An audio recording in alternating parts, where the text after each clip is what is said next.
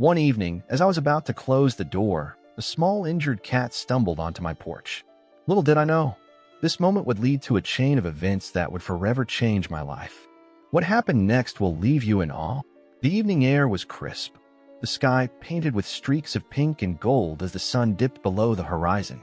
It was a quiet, peaceful neighborhood, the kind where everyone knew each other, and the days moved at a gentle pace. In one corner of this serene town, I lived in a small house with a cozy porch that overlooked the street. It wasn't much, but it was home. The front yard was small, bordered by a low iron fence, with vibrant flowers scattered in the garden. I often sat on the porch in the evenings, sipping tea, watching the world around me slow down as the night took over. Life had always felt simple, predictable, and comfortable. I was living alone, having recently moved to this town after a job transfer. My friends had often teased me about how quickly I adapted to my new surroundings. But despite the small-town charm, something always felt missing. I couldn't quite put my finger on it. Maybe it was the loneliness creeping in when the quiet of the night felt too deafening, or maybe it was just the transition period after moving. But deep down, I knew I wasn't yet fully settled. Then, one evening, something happened that would change everything. It was an ordinary evening, the kind I had grown accustomed to, peaceful calm, with only the occasional rustle of leaves carried by the wind. I had just stepped out onto the porch to enjoy the last moments of daylight when I noticed something unusual. From the corner of my eye, I saw movement by the flower bed. I turned my head to look, and there it was, a small grayish figure, cautiously stepping toward the porch. At first, I thought it was just a stray cat like the many that wandered through the neighborhood. However, this one was different. It was limping, its movements shaky and hesitant, as though it had been through something traumatic. The little creature was disheveled, its fur matted and dirty. Its eyes were wide, a mixture of fear and uncertainty. I could see the strain in its movements, the way it tried to push itself forward despite the pain it must have been in. It was clear something was wrong. It didn't move like a healthy cat. There was a vulnerability in its posture that immediately pulled at my heartstrings. I stood there for a moment, unsure of what to do. Should I approach it? Would it run away? Would it let me help? My heart raced with confusion and concern. I had never been one to shy away from helping animals, but this felt different. There was something in its eyes, something that spoke of hardship, pain, and perhaps a desperation I couldn't ignore. I cautiously moved toward it, speaking softly, trying to assure it I meant no harm. As I got closer, the cat didn't retreat, but instead seemed to gather the strength to take a few more steps toward me. Its limp was more noticeable now, and I could see blood staining its fur around its paw. That's when I realized this wasn't just any ordinary stray. It was a wounded creature in need of help. I knelt down slowly, careful not to startle it. I didn't know what had happened to this little soul or how it had ended up here. Maybe it had been in a fight, or maybe it had been hit by a car. There were too many possibilities to consider, and none of them brought any comfort. I knew it needed immediate attention, but I also knew that I couldn't just bring it inside without assessing the situation. The last thing I wanted was to make things worse. As I sat there, trying to figure out the best course of action, I looked at the cat more closely. Its fur was a dull shade of gray, and I could see the ragged edges where it had clearly been scratching at something, perhaps trying to escape or protect itself. Its eyes were wide and fearful, but there was a glimmer of hope there too, a quiet plea for help. It wasn't just an injured animal. It was a soul reaching out, begging for kindness. With a gentle voice, I continued speaking softly to the cat, hoping my presence might comfort it. It was clear that the poor animal had been through an ordeal. I could hear its faint whimpering, and I felt a rush of sympathy. At that moment, I made a decision. I would help this cat. Whatever it took, I would find a way to help. I carefully extended my hand, just inches away from its trembling body, giving it the space it needed to make the next move. The cat hesitated for a moment, but then, as if trusting me, it inched closer, nuzzling my hand with its head. A tiny spark of relief flickered in its eyes, and I knew I had made the right decision. The bond was formed in that moment, and everything changed. But I couldn't just leave it there. I had to act fast. The cat was too fragile, too injured to stay outside any longer. I gently scooped it into my arms, being as careful as possible not to worsen the pain, and carried it inside. It was a small act of kindness that I hoped would be enough to save this cat's life.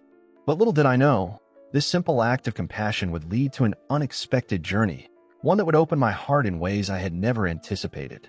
As I closed the door behind me and settled the injured cat on a soft blanket, I couldn't shake the feeling that this wasn't just any cat. There was something extraordinary about this creature, something that would change my life in ways I couldn't yet understand.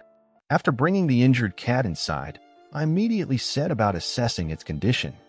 The soft hum of the house felt almost too calm, too ordinary for the situation at hand. The atmosphere seemed to shift as I laid the cat down on a blanket in the corner of the living room, far from the dangers of the outdoors.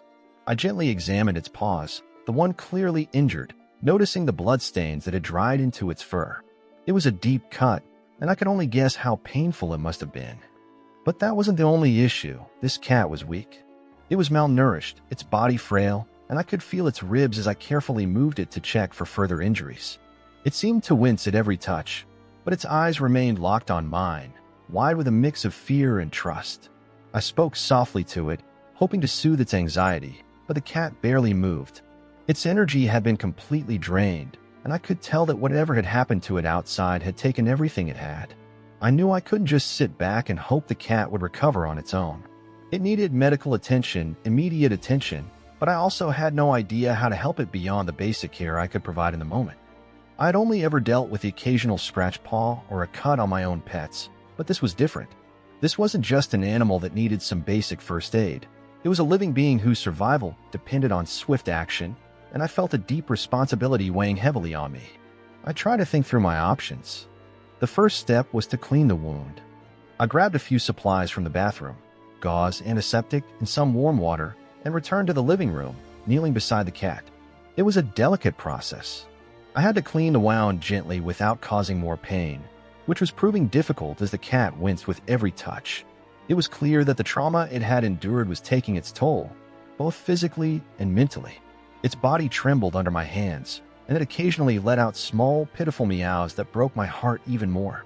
The thing that stood out the most during this time was the cat's reluctance to trust me completely.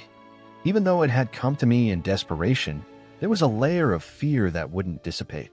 Its eyes were constantly darting around the room, and every noise in the house seemed to make it tense up even more. I had no idea how long it had been out there, or what kind of experiences it had gone through. Had it been abandoned? Was it a stray that had suffered at the hands of humans? Or was it simply a victim of unfortunate circumstances? As the minutes stretched on, I couldn't help but think about the emotional state this cat must have been in. It was more than just an animal with a wound. This was a creature that had been through something painful, something that had made it afraid to trust, to relax. It had stumbled onto my porch, hoping for help, but it had no idea what kind of help it would find. Would I be a savior? Or was it too broken to allow itself to trust a human being? I tried to comfort it as best as I could, but the uncertainty remained. After cleaning the wound, I wrapped it with a clean bandage and began to consider my next move. The local animal clinic wasn't far, but I didn't want to risk the cat being moved too soon, especially considering how weak it seemed. Could it even make it to the vet? I didn't want to stress it further. I decided to give it some time to settle in and see how it responded to the environment. I kept it in the living room, away from the other rooms, so it wouldn't feel too overwhelmed. I fed it some soft food, hoping it might nibble on it, but the cat was too scared to eat. I couldn't blame it. In fact, I began to wonder just how much of a toll fear had taken on its health. Could this little animal survive? Was I equipped to handle it? The feeling of helplessness began to creep in as I thought about the long road ahead. I contacted the nearest animal rescue group, hoping they could offer advice or send someone over to assess the situation. I felt a slight sense of relief when they promised to send someone soon, but the wait was agonizing. The longer the cat sat there, the more I wondered about its story. I couldn't ignore the gnawing feeling in my gut that there was something more to this cat than met the eye. It hadn't just appeared on my doorstep by chance. It was as though it had been drawn here to me for a reason. The more I thought about it, the more I realized that perhaps this wasn't just about a simple rescue. It was something deeper. As the hours passed, I tried to provide comfort, but the cat remained distant. It wasn't ready to accept my help completely, but I didn't push it. I respected its boundaries, giving it the space it needed to heal, physically and emotionally. Meanwhile, I reflected on how the simple act of caring for this creature had affected me in ways I hadn't expected. I had never considered myself much of an animal person, but there was something undeniably powerful about the way the cat's pain seemed to resonate with me. It was almost as though the bond between us, fragile as it was, had already begun to form. Still, there were so many questions left unanswered. Why had it chosen my porch? How had it ended up injured in the first place? Would I be able to help it, or would it slip away, leaving me with nothing but the memory of a moment I couldn't quite grasp? I stayed with the cat through the night, watching over it as it lay motionless on the blanket, its breathing slow but steady. I couldn't shake the feeling that this was only the beginning of something that would profoundly change both of our lives. The more I thought about it, the more I realized that this was a situation that required not just medical care, but emotional healing, a process that would be far more complicated than I could have ever imagined. The rising action of this unexpected encounter had only just begun, and I was beginning to understand the true depth of what I was about to face. As the sun began to set, casting a warm glow over the living room, the tension in the air was palpable. I sat quietly beside the injured cat, my thoughts consumed with concern and uncertainty. The animal had barely moved for hours, its fragile body lying still on the blanket. I could see it was still breathing, but it seemed too weak, too vulnerable to handle any more stress. A wave of helplessness washed over me. The promise of help from the animal rescue group felt like a distant lifeline that couldn't come soon enough. Then, in a quiet yet piercing moment, everything changed. The cat's ears twitched. A soft growl rumbled deep in its throat. I jumped, startled by the sudden movement, unsure of what to make of it. The growl wasn't one of aggression. It was more of a distressed sound, a warning that something was wrong. I instinctively reached out, trying to calm it, but as I got closer, the cat shifted its weight, standing up shakily on its injured leg. It stumbled and hissed, its eyes wide with panic. My heart raced. I watched frozen as the cat tottered toward the window. It was as if it could sense something, or perhaps it was just desperate to escape, to get away from whatever had been haunting it before it arrived on my porch. I couldn't ignore the sudden urgency in its movements. Despite its weakness, it was trying to get away. But where could it go? What had it seen out there that made it react like this? I rushed to the window, peering through the blinds. What I saw made my blood run cold. A figure in the distance. A shadow moving swiftly through the yard. At first, it was difficult to make out the shape, but as it came into clearer view, my heart sank. It was a man. A tall, shadowy figure moving with purpose toward the house. The cat, sensing its presence, began to panic even more, hissing and scratching at the floor, clearly terrified. My instinct kicked in. I had to do something. I turned quickly to the door, locking it as quietly as I could, but it was already too late. The man was closer now, walking deliberately toward the front door. His footsteps were heavy, like he knew exactly where he was going, and my stomach twisted in knots. I thought back to the cat's initial fear, its reluctance to trust anyone. The way it had come to me, despite the injury and fear, and how it had waited for help, but now it seemed like something was chasing it. Something much darker than just an injury. The cat's growls became more urgent, its body trembling with fear. I quickly grabbed the phone, dialing the animal rescue group in a panic. "Please, you have to help me. I don't know what's going on, but there's someone outside. This cat is terrified, and I think it's running from something." My voice trembled, and I could hear the desperation in my tone. The line crackled for a moment before the operator responded, assuring me they were on their way, but the minutes felt like hours. I glanced back at the window, my breath catching in my throat. The figure was closer now, standing just outside the door. I could see his face in the moonlight, and my stomach churned. He didn't look like someone who had any good intentions. There was something about his expression that made the hairs on the back of my neck stand up. I backed away from the window, fear gripping me. I glanced at the cat, whose eyes were wide, pupils dilated in terror. It had stopped growling now, its body tense, frozen in place. Whatever was out, there was just as much of a threat to the cat as it was to me. I didn't know what to do. I wasn't prepared for a confrontation. This wasn't what I had expected when I took the cat in. I had thought I was offering shelter to a creature in need, not becoming part of a situation that felt more like a nightmare. My mind raced as I tried to think of any way I could protect myself and the cat. I couldn't let it fall into the hands of this person. There had to be something I could do. I moved quickly, grabbing the kitchen knife from the counter, my hand shaking as I gripped it tightly. It felt ridiculous, This wasn't a situation that should require a weapon, but the fear of what was coming was overwhelming. What had this cat been through to provoke such a response? What did this person want with it? Just as I was about to head back toward the door, I heard the unmistakable sound of the doorbell. I froze. The figure outside had reached the porch, and now he was ringing the doorbell. I held my breath, hoping the man would leave. But when he didn't, I knew I had no choice. I had to confront this head-on.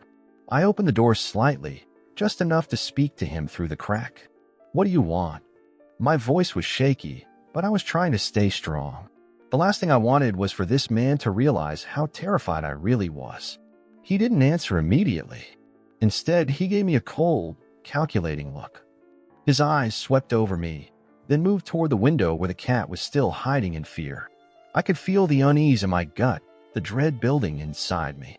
He smiled, but it wasn't a friendly smile. It was one full of something I couldn't quite place. Satisfaction, maybe, or even menace. "You have something of mine," he said, his voice low and deliberate. The realization hit me like a ton of bricks. This man wasn't just anyone. He was the cat's owner, or at least he had been. This wasn't just an ordinary rescue. The truth was darker than I could have ever imagined. This cat hadn't just been abandoned or injured. It had been running away from something far more sinister. And now that something had come for it. I wasn't sure how much longer I could hold the door closed. The situation was escalating, and I needed help fast. The door was still cracked open just enough for the man to see inside, and I could feel his gaze piercing through me like a cold knife. My breath quickened, and I fought to keep my voice steady. "What do you want with the cat?" I asked, trying to buy some time. The cat, still trembling, had crawled behind the couch, eyes wide with terror, sensing that the situation had taken a turn for the worse. The man's smile widened, a sinister glint in his eyes. He leaned against the doorframe, almost lazily, as though this was all part of a plan he'd been preparing for some time. "You don't know what you're dealing with," he said, his voice calm but carrying a dangerous edge. "That cat doesn't belong to you. It never has." A chill ran down my spine. It was becoming painfully clear that I had no idea what I had walked into. My mind raced with questions, and I felt a sinking feeling in my stomach. What had this cat been through? What was this man capable of? "You need to give it back," he said. "You don't understand what this cat really is." His words made no sense to me. He spoke as if the cat was more than just an injured stray, as though the cat held some kind of secret, something dangerous, and I was caught in the middle of it all. I glanced back at the cat, its wide eyes still locked on me, filled with fear. My heart went out to it. It had trusted me, and I had promised to help it.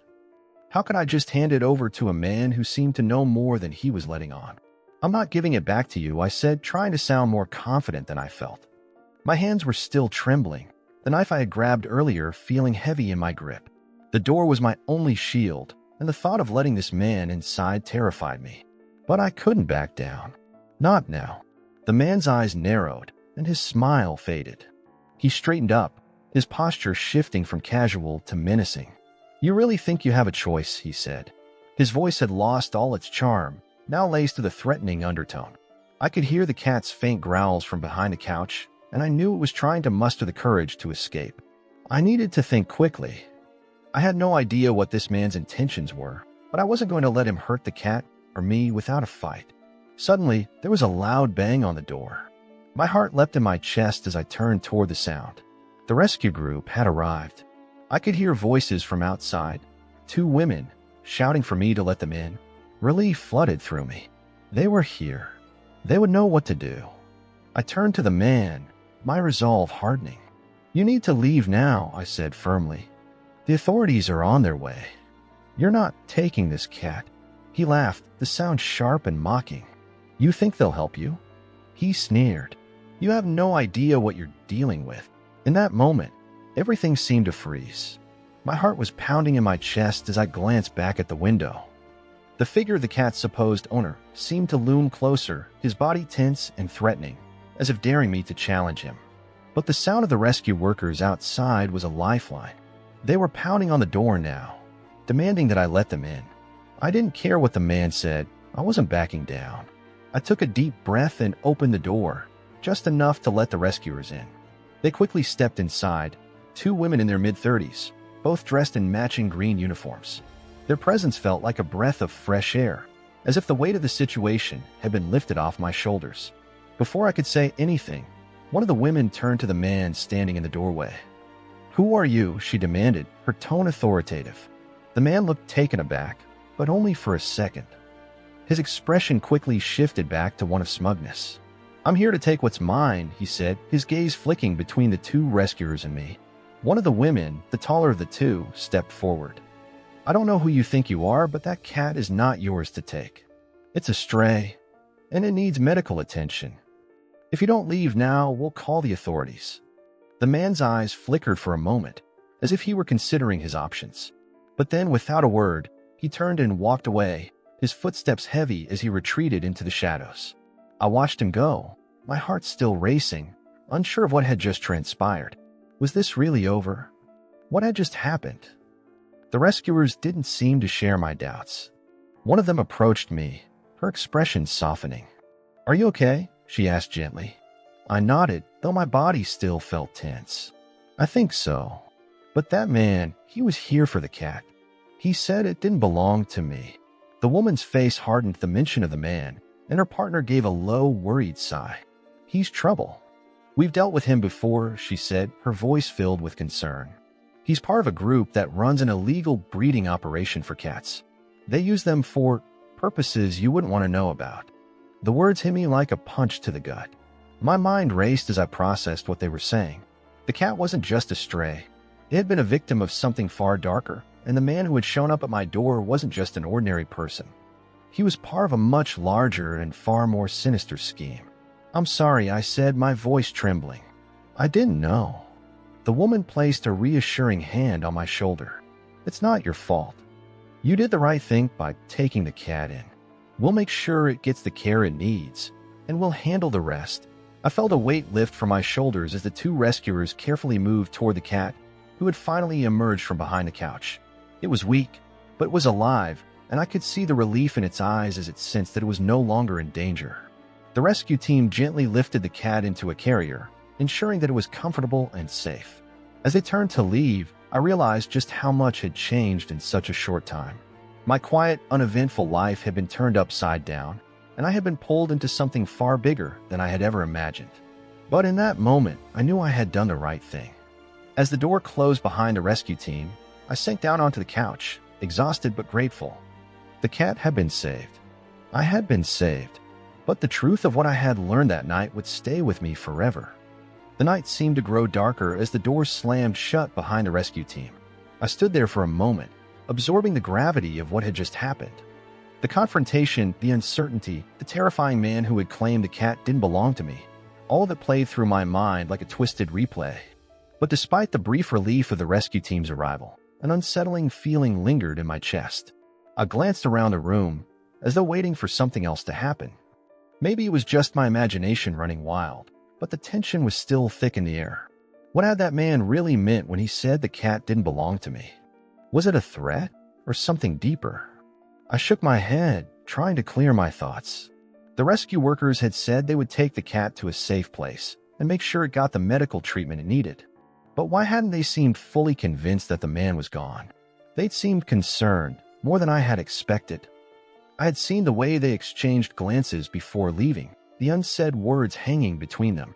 I couldn't ignore the nagging question that gnawed at me. Who was that man? What had he meant when he said that the cat didn't belong to me?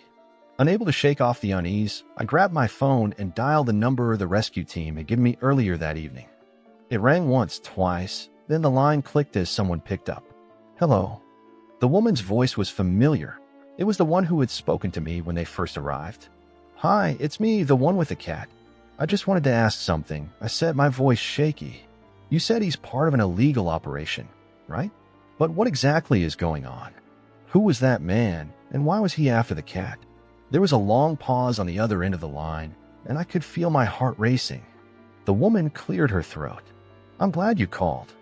There's something you need to know, something we didn't want to say in front of the man." My stomach dropped. "What is it?" "He's not just part of the operation," she continued. "He's one of the leaders. He's been involved in some pretty horrifying things. We've been trying to shut them down for a while now, but they're very good at staying under the radar. They target vulnerable animals, like strays or injured ones, and use them for. She trailed off, and I could hear her breath catch in her throat. For what? I pressed, now desperate to understand what I had gotten myself mixed up in. For breeding. The word came out like a whisper, as if saying it out loud would somehow make it all real. They breed cats for specific traits, physical traits, behavioral traits, and sell them to people who are willing to pay a high price. And some of them aren't even pets. They're used for experimentation. It's disgusting, and it's illegal, but they've gotten away with it for years. My mind reeled, my thoughts spinning in circles. So that cat, it was part of their operation? I asked, the horror sinking in.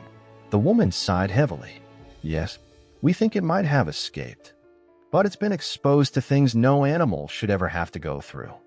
And the man, he's after it because he knows it's gone. He'll do anything to get it back. I felt a sick feeling wash over me. The cat I had taken in wasn't just an innocent stray. It had been part of something cruel, something twisted. And the man who had knocked on my door wasn't just some random stranger. He was a predator, intent on reclaiming what was theirs. What do I do now? I asked, my voice barely above a whisper. Don't worry, she reassured me. We've got a plan, but we need to be careful. This man and his operation have connections. There's no telling how far they'll go to cover their tracks. You should stay inside, keep your doors locked, and don't let anyone in unless you know who they are.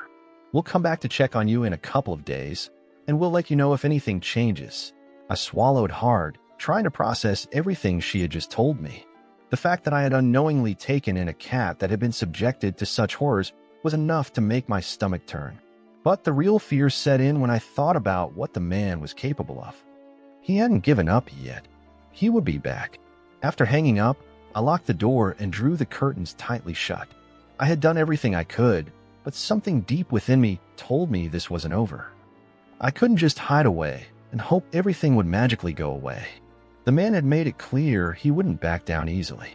A few hours passed, and the house remained eerily quiet. But I couldn't shake the feeling that something was wrong. Then, just after midnight, the knock came.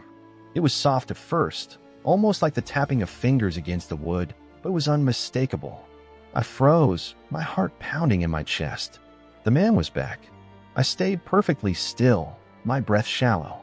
He couldn't know I was here, could he? The rescue team had left, and there was no way they had given him my address. Had he been watching me this whole time? The knock came again, louder this time, accompanied by a low, gravelly voice. I know you're in there. Let me in. My stomach churned. He wasn't going to stop until he got what he wanted. I slowly backed away from the door, my mind racing. Should I call the police? But what if they couldn't get here in time? What if he had something worse in mind? I had no choice but to face him. I couldn't let him take the cat, no matter the cost. But what had started as a simple act of kindness had now escalated into something I never could have imagined. I couldn't just wait for him to break in. I had to act. I grabbed my phone and sent a quick text to the rescue team, alerting them that the man had returned and that I was in danger. Then, taking a deep breath, I slowly moved to the window and peeked outside, hoping to catch a glimpse of the man before he could reach the door again. But what I saw made my heart stop. The man wasn't alone. The tension in the air felt suffocating as I peered through the window, trying to make sense of what was unfolding. My hands trembled, the phone still clutched in my palm. The man who had knocked earlier wasn't alone. There were two others with him, both tall, wearing dark jackets that blended into the night. Their faces were hidden in the shadows, but the way they moved, with purpose and confidence, made it clear that this was no ordinary group of people. I felt my heart race. What was their plan? Why were they all here now, together? I quickly ducked away from the window, trying to remain as quiet as possible. My thoughts raced. I needed to do something. I couldn't just let them find me. My first instinct was to grab the cat and hide it away, but I couldn't leave my home undefended. If they had come for the cat, they would probably search the place. No matter what, I couldn't let them find it. Taking a deep breath, I silently crept toward the closet. I had no weapon, no real means of defending myself, but I had to think fast. I grabbed the largest kitchen knife from the counter and tucked it into my waistband. It wasn't much, but I had to be ready. I sent another text to the rescue team, praying they would respond in time. I told them what I had seen and how many people there were outside. My hands shook as I typed the message, but I didn't let fear control me. I had to stay calm. I had to think clearly. The knock came again, louder this time, more insistent. I could hear the man's voice on the other side, low and cold. "We know you're in there. We don't want to cause trouble, but we're not leaving without that cat." My pulse quickened. They weren't going to back down. They would do whatever it took to get their hands on the animal. I had no choice now. I couldn't let them take it. I glanced around the house, considering my options. The front door was the most obvious entry point, but I couldn't risk them barging in. They were too dangerous. If I went out the back, I might be able to escape or at least buy some time. The rescue team was on their way, but how long would they take to get here? My phone buzzed with a message from the rescue team. "We're on our way. Hold tight. Do not engage." I exhaled slowly, taking some comfort in knowing that help was coming. But even with that reassurance, my mind was still spinning. I couldn't just wait for them to come and get the cat. What if they didn't make it in time? I decided to act. Moving swiftly, I tiptoed toward the back door, keeping as quiet as possible. I slowly cracked it open, taking a quick peek outside. The figures were still out front, their shadows dancing on the porch as they whispered to one another. They seemed to be waiting for me to make a move, and I had to be careful. I slipped out the back door, crouching low and hugging the wall. I needed to get to the neighbor's house. If I could make it there, I might be able to call the police or get someone's help. I crept silently across the yard, every step feeling like it could be my last. My heart pounded in my chest, and I kept telling myself to remain calm. If they heard me, it would be over. I'd almost made it to the neighbor's porch when I heard the front door slam open. Where did she go? The man's voice echoed in the night, sharp and demanding. My breath caught in my throat. They had found out I was gone. There was no time to waste. I bolted the last few steps, reaching the neighbor's front door and knocking frantically. I didn't care how loud I was anymore. I needed help, and I needed it now.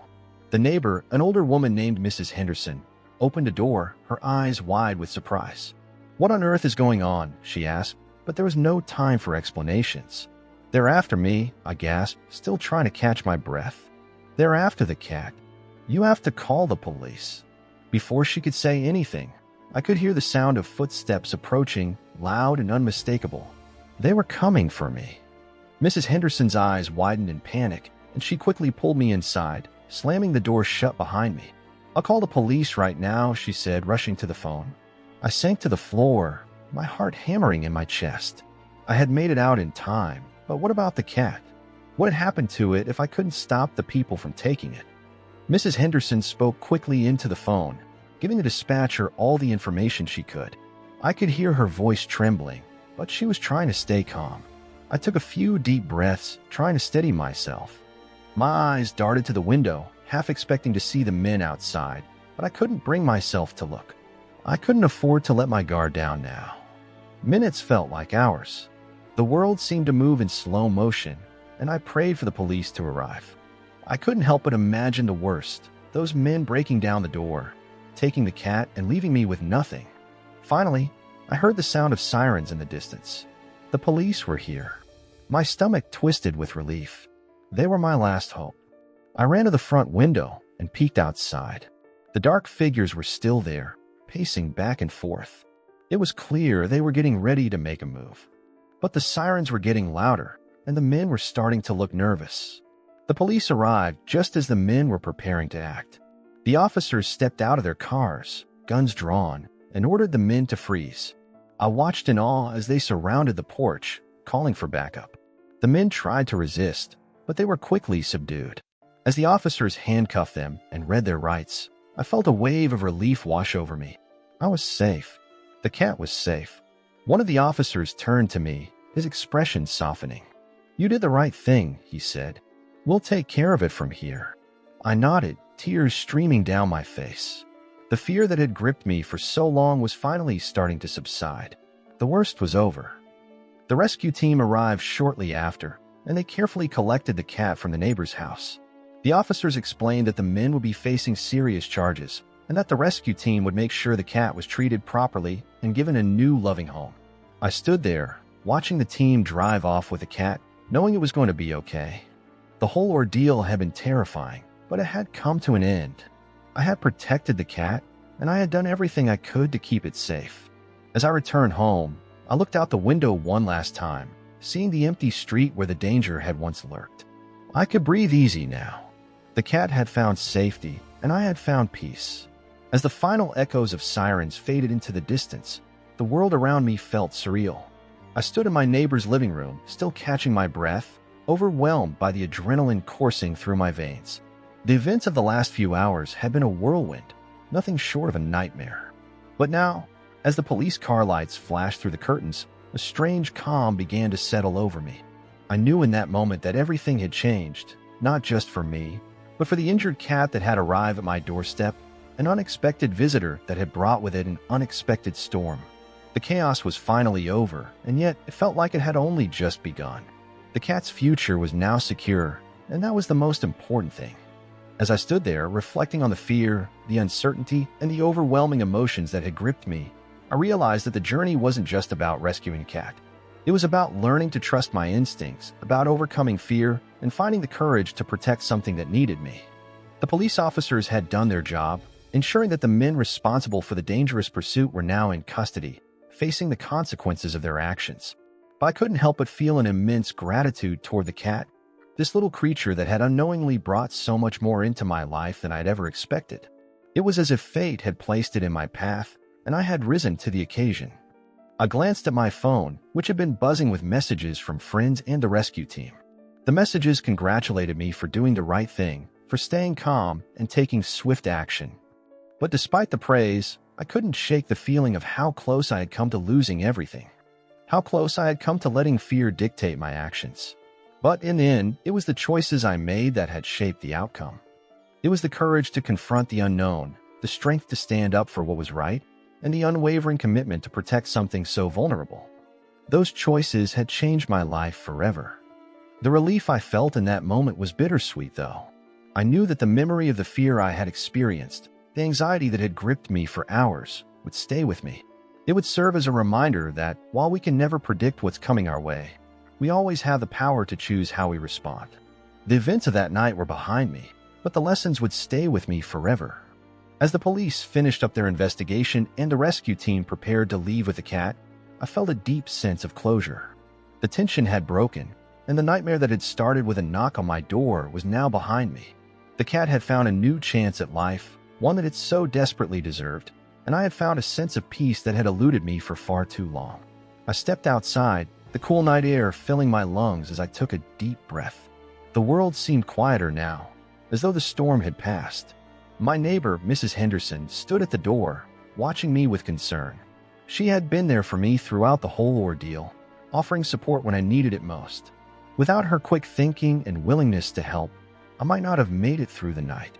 She gave me a reassuring smile, and I couldn't help but feel a wave of gratitude wash over me. "You did a good thing," she said softly, her voice filled with warmth.